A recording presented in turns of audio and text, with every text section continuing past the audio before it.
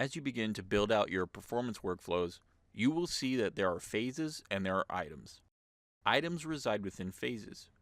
Phases force chronology. For example, phase 1 has to be completed before phase 2, but items within phase 1 can be completed in any order. Let's get started. First, we will create a code and workflow name. Click Save. And now the system is telling us that we need to add a phase. Click this icon here, and a screen will pop up asking for you to name your phase. Name your phase and click Save.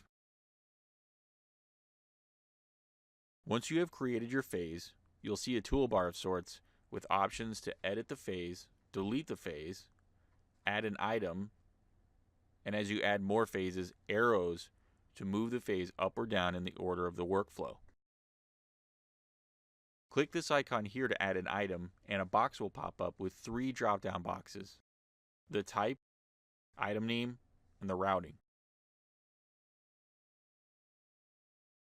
It is important to work your way from the top to the bottom because as you make your selections, the fields will change based on what you choose, as you can see here. Clicking on the Types drop-down field, you can select Employee Rating, Employee Review, Review Approval, or Talent Assessment.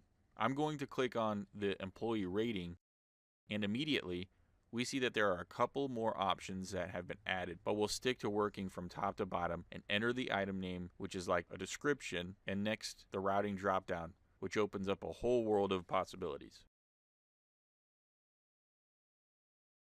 I'm not going to go through all of the options, but just about all are based on your workforce empowerment system setup. For example, if you were to route this employee rating to, let's say, the ESS manager, the employee rating would go to the individual defined in the ESS manager field in the employee's master record located in the organization tab. Next, select the rating profile you would like to use in this item.